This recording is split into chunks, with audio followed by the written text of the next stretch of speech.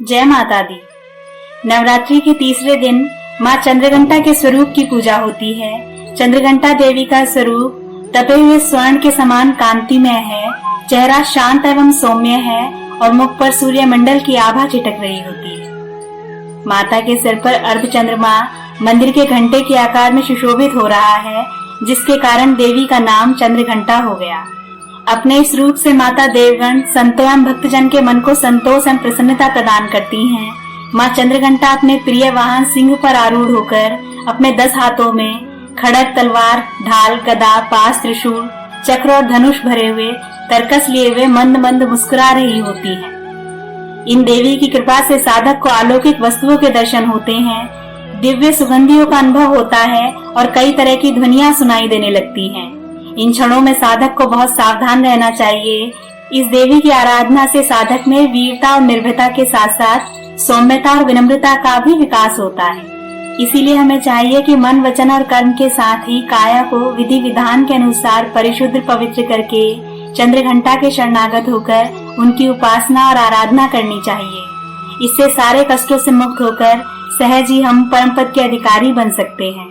ये देवी कल्याणकारी हैं। माँ चंद्रघंटा की पूजा करने से सभी पाप नष्ट हो जाते हैं और जन्म जन्म का डर समाप्त हो जाता है और जातक निर्भय बन जाता है।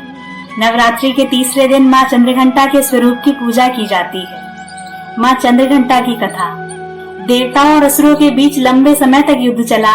असुरों का स्वामी महिषासुर था और देवताओं के इंद्र। महिषासुर ने देवताओं पर विजय प्राप्त कर इंद्र का सिंहासन हासिल कर लिया और महिषासुर स्वर्गलोक पर राज करने लगा।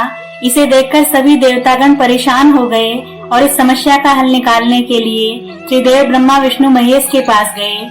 देवताओं ने बताया कि महिषासुर ने इंद्र, चंद्र, सूर्य, वायु और अन्य देवताओं के भी सभी अधिकार छीन लिए हैं और उन्हें बंधक बनाकर स्वयं स्वर्गलोक में राज कर रहा है। देवताओं ने बताया कि महिषासुर के अत्याचार के कारण अब देवता पृथ्वी पर विचरण कर रहे हैं और स्वर्ग में उनके लिए कोई स्थान नहीं है। यह सुनकर ब्रह्मा, विष्णु और महेश जी को बहुत क्रोध आया। क्रोध के कारण तीनों के मुख से ऊर्जा उत्पन्न हुई। देवगणों के शरीर से निकली हुई ऊर्जा भी इस ऊर्जा से जाकर मिल गई। यह दशों दिशाओं में व्याप्त होने लगी। तभी वहाँ एक देवी का अवतरण हुआ। भगवान शंकर ने देवी को त्रिशूल और भगवान विष्णु ने चक्र प्रदान किया।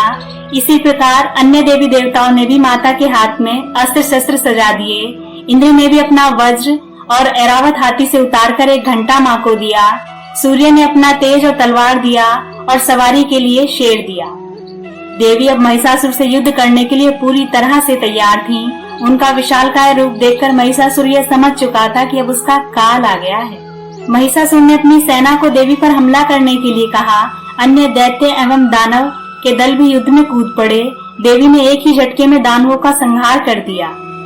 इस युद्ध में महिषासुर तो मारा ही गया, साथ में अन्य बड़े दानवों और राक्षसों का संहार भी माँ ने कर दिया। इस तरह से माँ ने सभी देवताओं को असुरों से अभयदान दिलाया। नवरात्रि के तीसरे दिन माँ चंद्रघंटा की पूजा की जाती है। नवरात्रि के तीसरे दिन माँ चंद्रघंटा की पूजा अर्चना करने वालों की जन्म पत्री में शुक्र दोष समाप्त हो जाता है। आप सभी पर माँ दुर्गा के रूप माँ चंद्रघंटा की कृपा बनी रहे, ऐसी मनोकामना के साथ नवरात्रि की हार्दिक शुभकामनाएं। जय माता दी।